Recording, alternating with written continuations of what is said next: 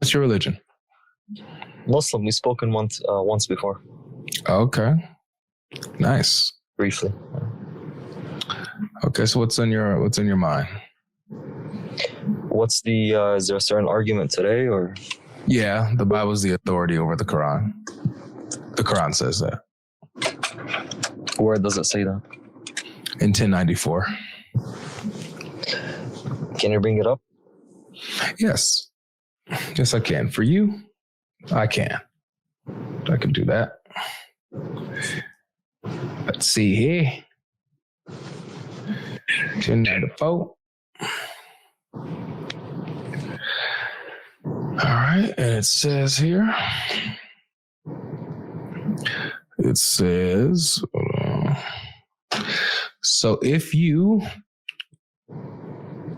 are in doubt concerning that which we have revealed to you, I'm going to skip the brackets, then ask those who are reading the book before you.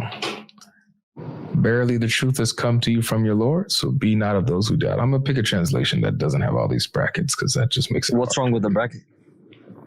It's not part of the original text, so. So you don't agree with the tafsir? No, I don't necessarily not agree. It's just I like reading the pure text. You know what I'm saying? Sure, you can bring up the Arabic or the English as well without the brackets. Yeah, that's what I was doing. But yeah, so doesn't change at all. But yeah, you get it. So it tells Muhammad, if you're in doubt about that which we have revealed to you, then go and ask those who have been reading the scripture before you. The truth has come to you from your Lord, so don't be among the doubters. Yeah, I mean, there's many ways to approach this verse. That doesn't prove the authority of the Bible over the Quran. Okay. Well, go ahead. Yeah, you've probably heard the explanation before. So the first part of this is a hypothetical impossibility. So the Prophet was never in doubt. For the next part, it's asking, then ask those who have been reading the scriptures before you, the truth has certainly come to you. Yeah, so the disbelievers, if they're in doubt, they could go and read their scriptures and find the Prophet in them, in the scriptures. If they're in doubt about what? About the stories that the Prophet has come with. Where? In the Quran. So if they're in doubt about the Quran, what are they told to do to check the Quran to see if it's right? If I go to a Christian, I'm obviously not just gonna tell him his religion is false because Islam is true. So I would tell him I would show him where the Prophet is mentioned in their book. So according to this verse, what does the Quran say for those who doubt to do in order to check the Quran to make sure it's correct? Yeah, I just explained it. It's telling the disbelievers to check their book in order, and when they look at their book, they'll find the Prophet mentioned in it. So to check their book to make sure the Quran is telling the truth, right? As one of the evidences to show that the Prophet is a true messenger. Right. So to make sure that the Quran is telling the truth, right?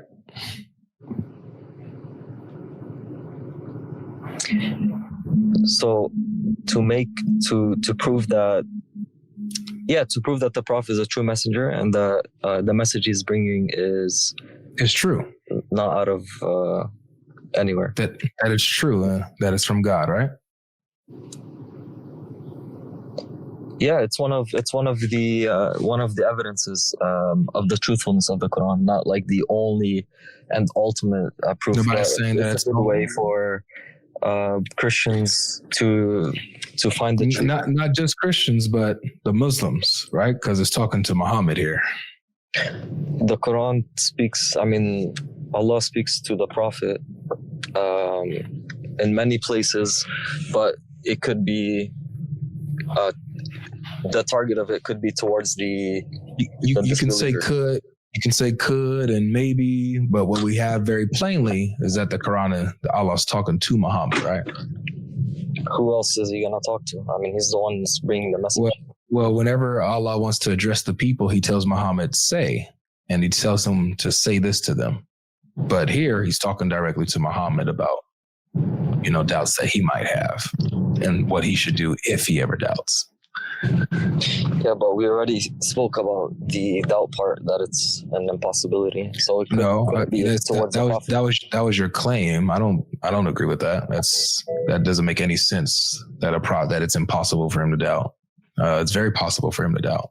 Now, if you don't believe that he did doubt, that's fine. But saying that it's a impossibility, that makes no sense. So you want to say that evidence. If you want to say that he didn't doubt, I can go with you. I can grant you that he didn't doubt, but what is he supposed to do if he did? Not just that he didn't doubt. It's impossible for any prophet to doubt. You can say that all you want. What if he did doubt? What is he supposed to do?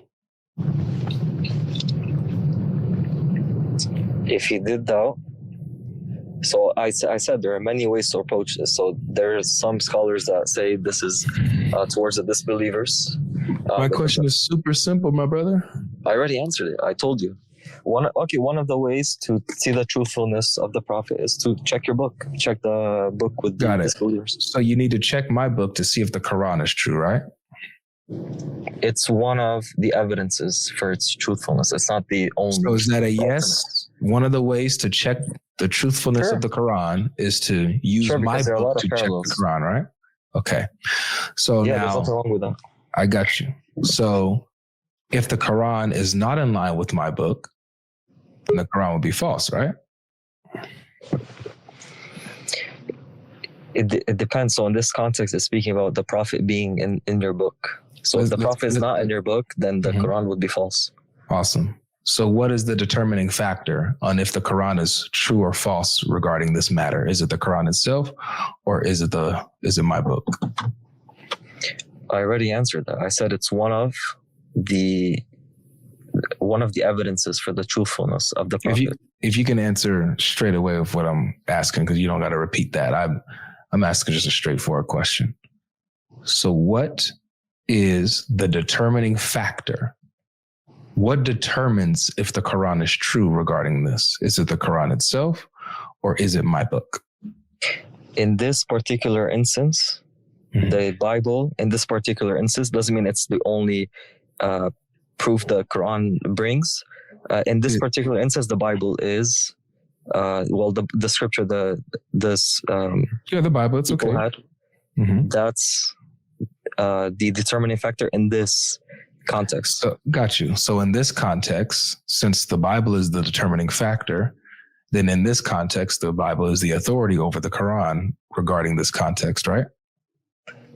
I mean, it's a challenge that the Quran is bringing. Yeah, so the Quran and this challenge, it points to the Bible as being the authority regarding this particular challenge, right?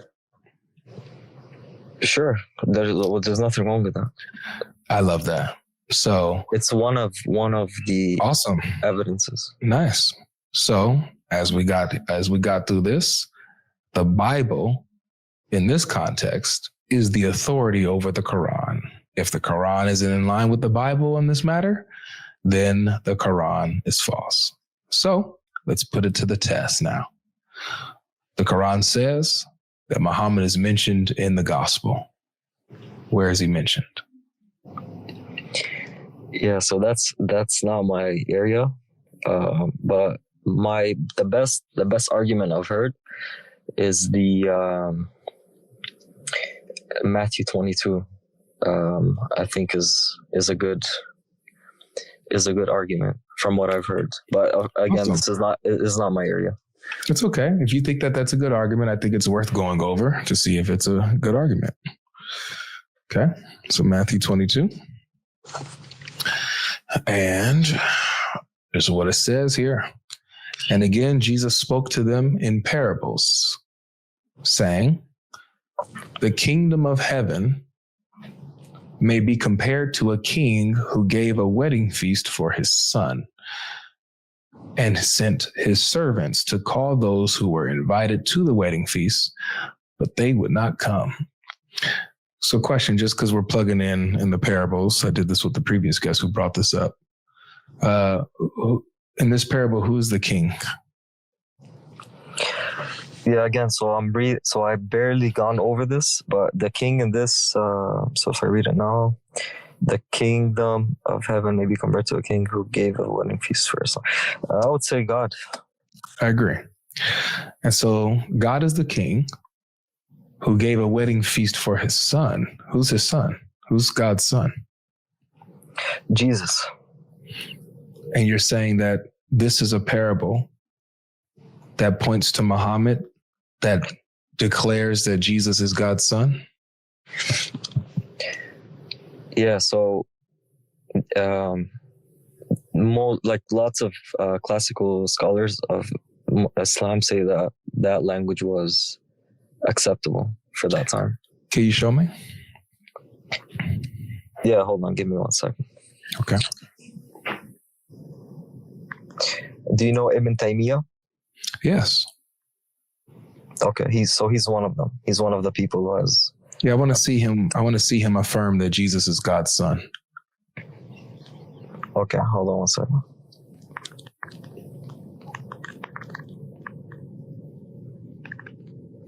I mean, let's not just turn it into a father-son. That's important, right? Because the if you're going to say that a prophecy about Muhammad is like, this is a prophecy about Muhammad, then the Aqidah, the theology, has to be consistent. Wouldn't you agree?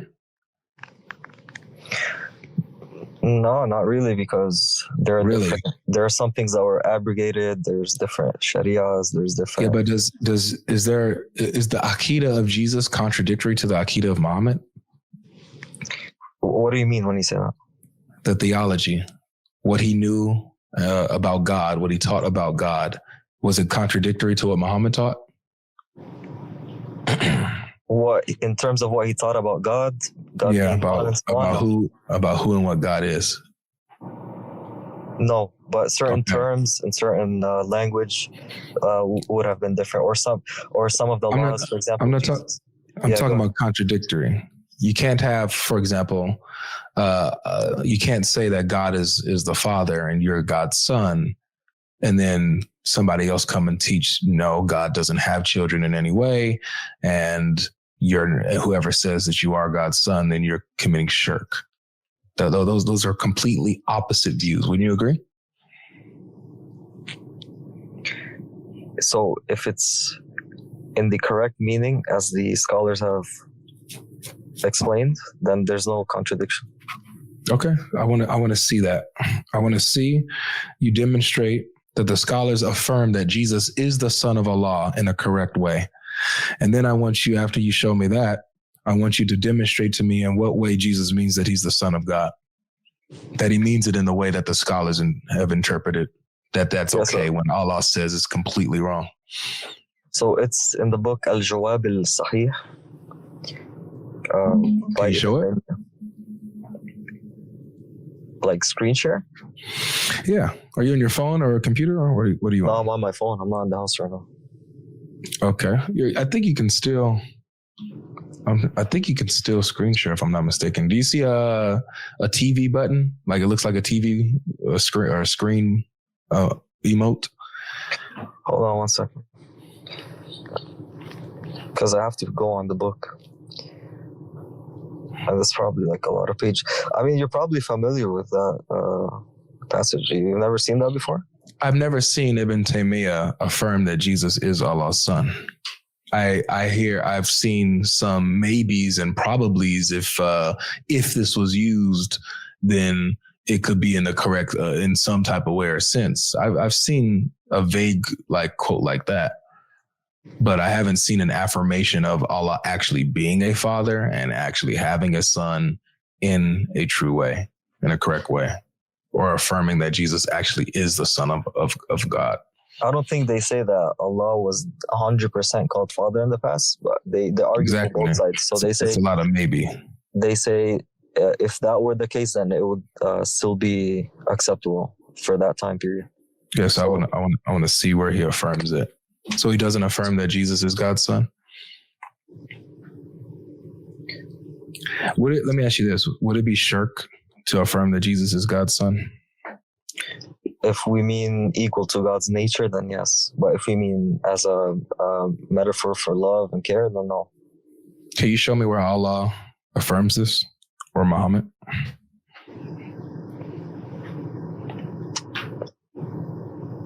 So the Quran, so Islam argues against that language. Really? You don't say. Does it argue against just the language, or does it argue against the concept, period? It argues completely against using that language because of what happened with the Trinity. Show me where the Quran explains that it says don't use this language because people got it wrong, got it confused and messed it all up. Where does he say that? Let me ask you this too, by the way. You refer to Allah as Lord, right? Like Rabb. Yeah, Rabb. Did people misuse the term Rabb, the term Lord, for creatures that they worshipped and stuff?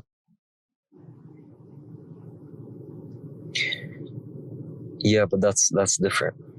Why is it different? People misuse the term Lord, Rabb. Why did Allah still use that title for himself? I mean, there still has to be a name for to call God. I mean, you could just call him Allah, right? Yeah, but no one has taken the word Allah and turned it into a Trinity, for example. Before Muhammad came, they took the name Allah and applied to him 2 daughters. Yeah, those were the pagans. Exactly. So even the pagans misused Allah, didn't they?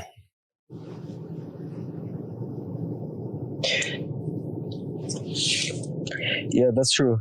But so we got all these type of titles and names that pagans have used for their idols and false gods, and yet Allah still holds tightly to these titles, to these names. But Father is like, oh man, people misuse this, so we can't use this language anymore.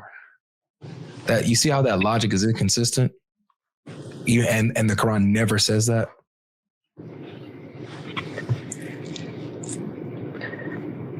I mean, Allah would still be a name that Christians used at the time, but the term father and son, that's... You're right. Matter of fact, guess who the Quran says the Christians called Allah? Who does the Quran say the Christians called Allah? What's the verse? Chapter 5, verse 73. I'll pull it up. 73. Guess who the Quran says the Christians said Allah is? This is going to blow your mind. I'm sorry, it was 72. 572. It says, let me put it on the screen so we can all see it. It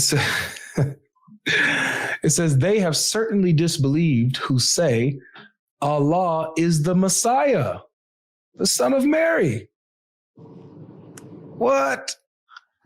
They're saying that the Messiah is Allah. Aren't they misusing Allah?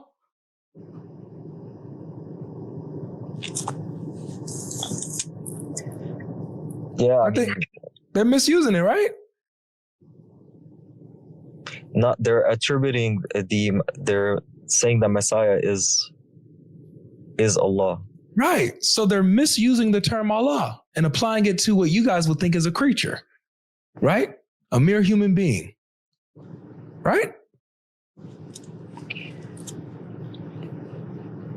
Yeah, it's a false attribution, attributing the... Exactly. It's Allah, a false attribution Islamically. But yet Allah still keeps this title, Allah. So he can keep Allah, who they say is the Messiah, or who some of the pagans say has a few daughters and whatnot.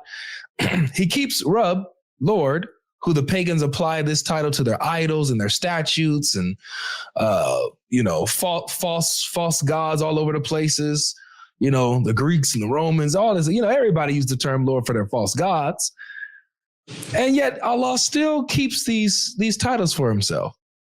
But the title he cannot keep, because people misused it and misattributed it, is Father.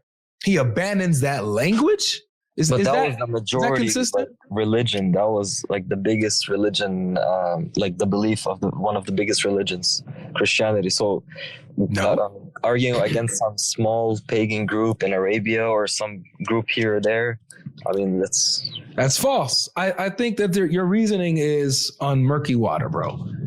One, these are the two things that I have working against your argument here. One, the Quran never says what you're saying. It never says, oh, you can't use the language of father and son because the Christians misused it. It never says that. It just simply goes against the concept of Allah being a father at all. That's number one. Number two, you have, if your argument is inconsistent, no, I mean, you have, if you read Surah 112, where it says Allah does not beget nor is he begotten. I got you. Let me even go with you. I'm gonna even notice how I can give you your position, and I'm gonna show you how it makes things worse. No, I'll admit you're a good debater because thank you. You give people's like you give them their point, and then you like I show how it doesn't work, right? Yeah, like you give them their point, and then it still doesn't work. So go against it. Yeah, let me show you even further.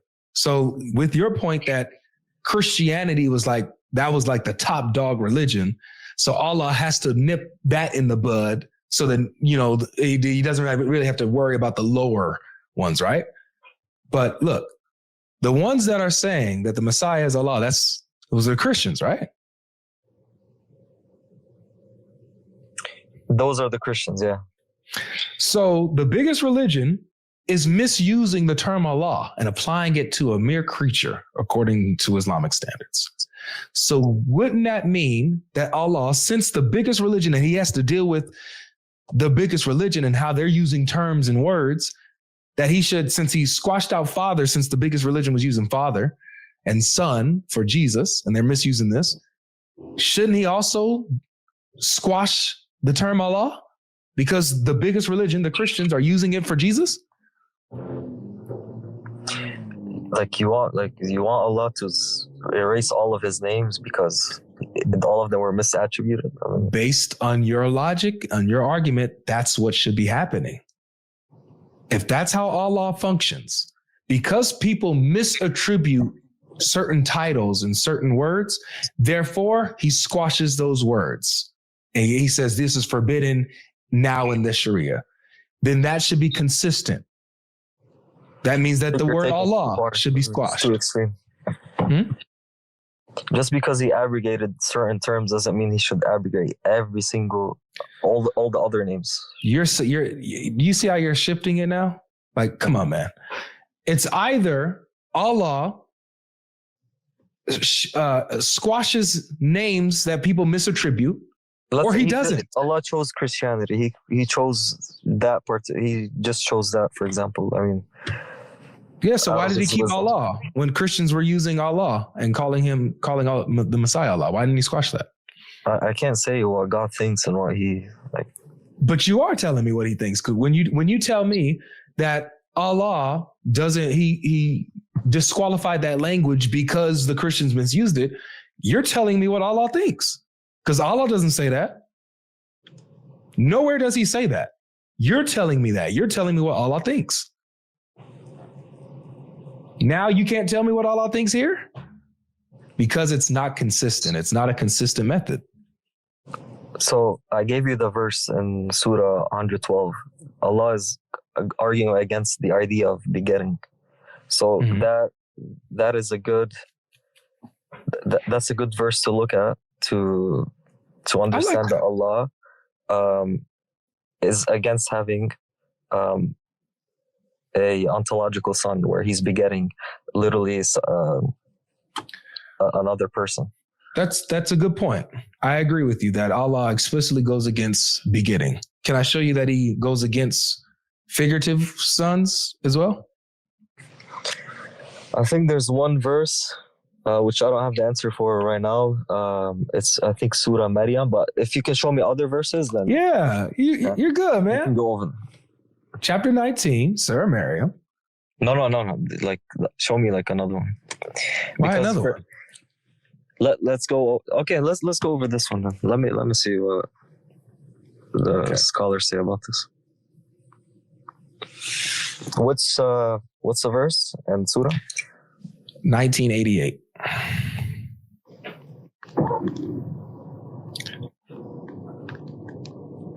I have it on the screen.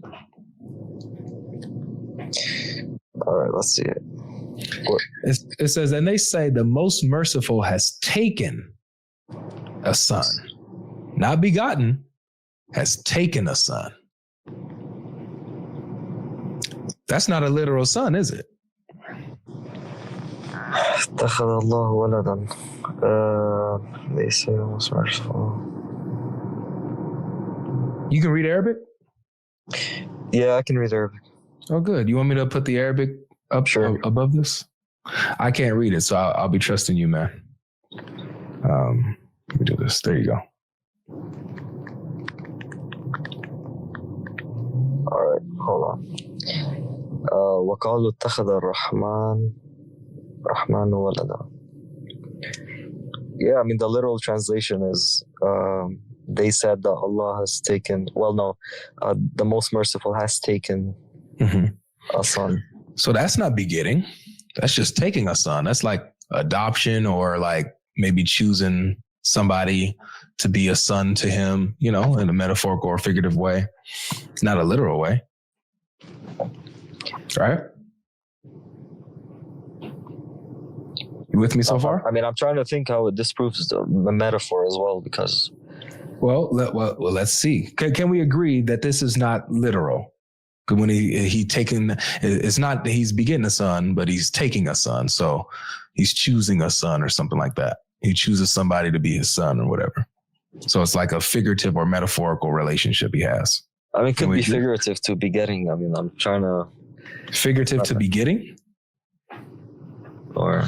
You don't take a son that you beget. You know? That son just comes forth from you, period. Or it could mean that they say that Allah has a son. Yeah, it says the most merciful has taken a son.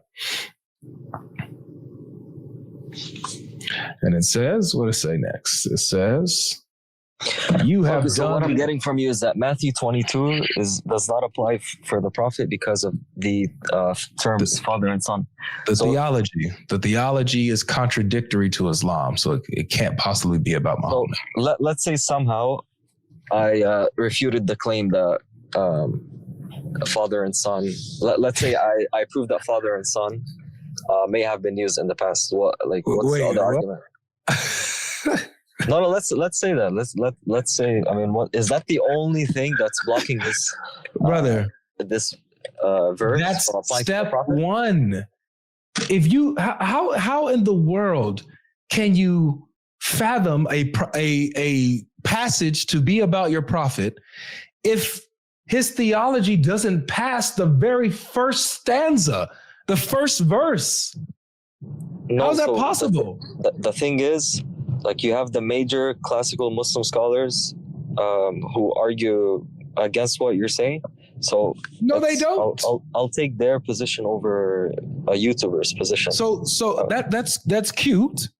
That's cute. What you would have to do is, if you're going to hang on with their position, is you're going to have to prove that their position is substantiated in your Sunnah and your Quran, bro.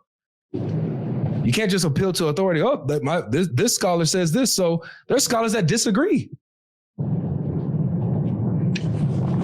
Yeah, but if we have these major scholars saying that means that there's good evidence to suggest. According to what? See me, I'm a different breed, my brother. I'm the type that would say, where is this so-called scholar getting this from?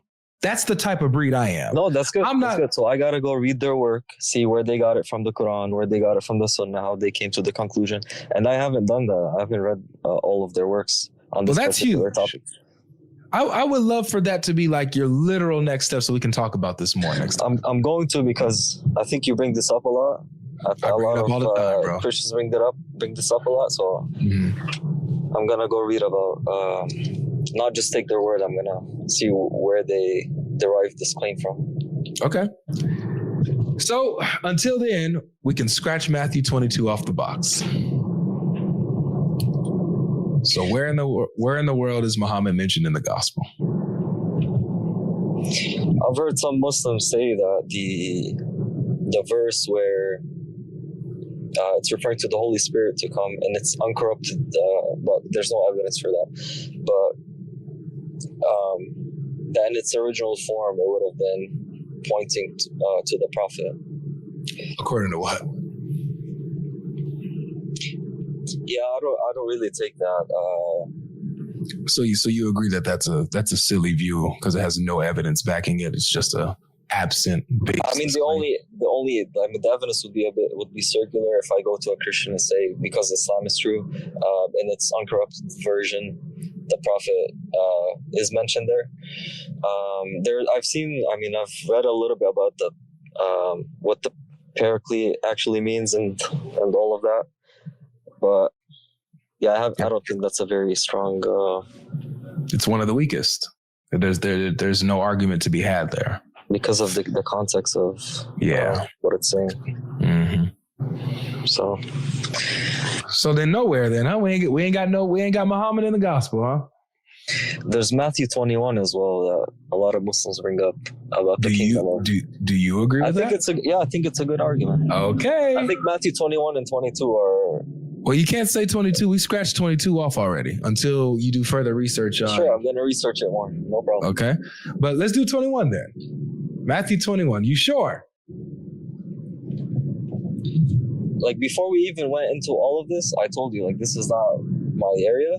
You did. Oh. There's nothing, bro. Like, this is you came off already humble, so there's nothing to be ashamed of. Nothing at all. We're just going through it.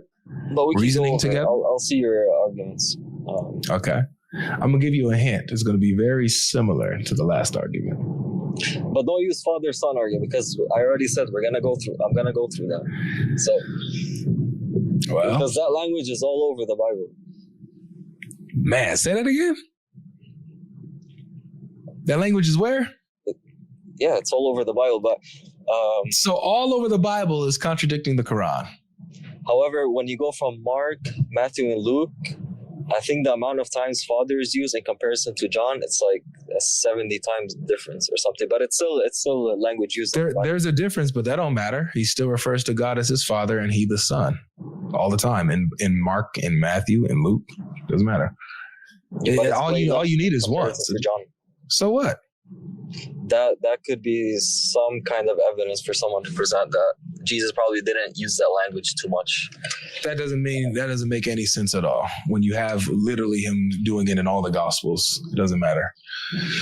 And all you need is one time. If he uses it one time, the Quran's done. So, all right. So, Matthew 21. This is the parable you're talking about.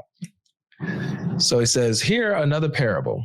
There was a master of a house who planted a vineyard and put a fence around it and dug a winepress in it and built a tower and leased it to tenants and went into another country. When the season for fruit drew near, he sent his servants to the tenants to get his fruit. Now, let's do the same thing we did last time. Who is the owner of the wine press in this parable? So you got the master of the house who loans his vineyard to tenants, and he goes away for a while, and he's going to come back and get it. But he sends his servants to bear the fruit. I think the tenants are the Jews here. Agreed. Who's the owner? Yeah, I mean, I'd have to read the whole thing. I think Jesus or God. I mean, one of it'll be God, the one who's the Father. It'll be the one who sends his servants. Because who would the servants be who keeps coming to the Jews? All right, maybe here it is. It says, when the season for fruit drew near, he sent his servants to the tenants to get his fruit. And the tenants took his servants and beat one, killed another, and stoned another. Again, he sent other servants, more than the first, and they did the same to them. So So the owner kept sending servants to the tenants, the Jews, but the Jews kept killing them, abusing them, and beating them. Yep. Who are the servants? The prophets. So the Jews kept killing the prophets. Yep. And the owner is God who keeps sending the prophets, right? Yeah. Awesome. Then watch this. It says, finally,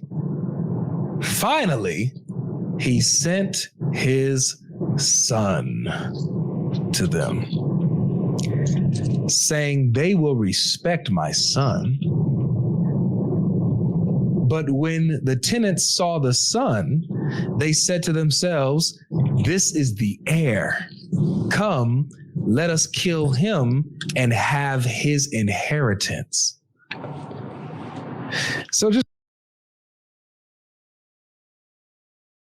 really quick, because this touches to your point on, well, Jesus claims to be the Son of God in the correct sense. The Son here will obviously be Jesus, right? Yeah, that's correct. Now, so Jesus says that this is the Son and that the Jews kill him. Does that line up with Islam, that Jesus was killed? So when you were reading it, it said they wanted to kill him. It doesn't say it. It does. It says they killed him. I'll do it again. But when the tenants saw the son, they said to themselves, this is the heir. Come, let us kill him and have his inheritance. And they took him and threw him out of the vineyard and killed him. Okay, yeah, that's where they kill him. Mm-hmm. So yeah, a Muslim could probably say they killed him in appearance. It doesn't say that though. Jesus doesn't say they appeared to. It says he says they killed him. They unalived him. It's over. It was still Muslims could still use it. Jesus was killed in appearance. He was killed. Does he say the son was unalived in appearance, or does he say the son is unalived? Come on, brother. Be honest, man. Please don't be like that. It just says he was killed. It does give the details. What do you mean it doesn't give the details? No, it says he was killed. It doesn't say. So does it say he was appeared to have died, or does it say he actually died? It just says he died. Thank you. So there is no appearance that he died. He died. Does the Quran line up with this? Even if you're not gonna take it, I think we can still say because he died in appearance. Why wouldn't I go against this? Why wouldn't I take that? It doesn't have to say in appearance. I don't see the point. Why wouldn't I take that though? Because the gospel speaks about like the actual death of Jesus. Even if it didn't later on, why wouldn't I take that right here? Why wouldn't I take that ad hoc, stupid interpretation right here? So if it says he was killed, there are many ways he would have been killed. He would have been killed through crucifixion, stoning, in appearance. There are many. Like it doesn't. You can't be. If you're killed in appearance, are you killed? According to the viewers, yes, you are. But literally, brother, I'm gonna be real with you, man, because now you're getting to that level of straight up stupidity. Like at first we were able to reason together. Right now, your dishonesty is turning to stupidity, bro. Stop being this dishonest where you sound dumb, please. And I'm not saying this as an attack on you because I like you. I'm serious. Do not be those guys who are so dishonest that they don't care how stupid they sound, that they're just going to be dishonest because they're freaking Muslims. Don't be like that, man. Please. Yeah, I hope when you guys read like prophecies that I have the same standard, bro. Same freaking standard. You will never have me looking at the Quran or looking at a Bible verse and it says they took him, but no, it looked like they took him. Even though it says they took him, but no, they didn't really take. You'll never see me doing nothing as stupid as that. That's so dishonest. Is intellectually, spiritually dumb. And I'm asking you not to be that. Don't be that. Okay? If you appear to be killed, are you killed? Yes or no?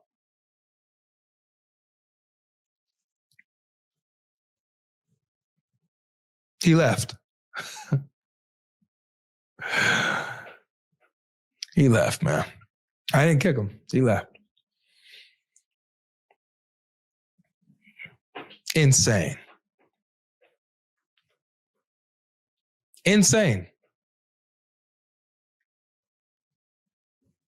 Muslims, man. Instead of being honest with, guys, we're all looking at the same thing. We're looking at the same words. Instead of being honest, what he decides to do is be as dishonest as possible, looking as dumb as possible, and then would rather leave it like that than be honest and be like, you know what, man? Yeah, okay, yeah, that's not a good method. That is pretty illogical. That's pretty inconsistent. And that would be just us being biased. Because we're Muslim, that's the only reason why I'm saying this, is because I'm Muslim. And when the truth and the facts go against what I believe as a Muslim, I have to disengage with the truth and cope somehow and come up with some type of mechanism, no matter how dumb, no matter how foul, no matter how stupid, no matter how dishonest it is. I have to do that because I am a Muslim.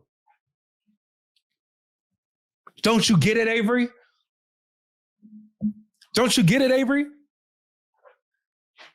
I know you see me as a human being, Avery. I know you're trying to reach me as a fellow image bearer of the Most High God, but I'm a Muslim, Avery. At the end of the day, I'm a Muslim. I'm a Muslim.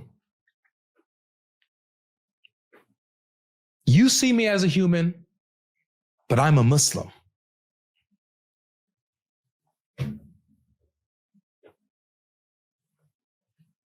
I'm a Muslim. You can show me all you want, Avery. Don't you get it? Don't you get it, Avery? You can show me until you're purple in your face. I will lie. I will play dumb. I will be dishonest with whatever goes against my Quran and my belief as a Muslim. Not even the Quran, guys, because they raise their scholars above the Quran. Quran says Jesus is not the Son of God. Scholar says, oh yeah, if Jesus did say that, he is the Son of God in a correct way. Scholars over Allah. Scholars over their Prophet Muhammad. They're Muslim.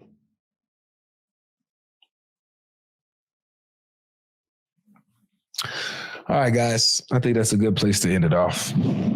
I think we got a good showcase. We got a really, really good showcase of Islam at its core. If any of you guys are out there and you're sympathizing with Islam, you're thinking that Islam has some interesting things, you may even think that Islam has some truth in it, watch the stream. Watch all of my streams. Watch my videos. Before you take that shahada and get your lobotomy done. Before you get your lobotomy done, watch these videos. The second you say your shahada, you are cutting your brain out of your skull. You are letting in a cancer to your critical thinking, as the brother said earlier in the super chat. No, I'm not doing one more. It's Friday. I want to keep my good mood. Love Avery from Croatia and Ireland. Awesome. God bless you. God bless you, Crystal.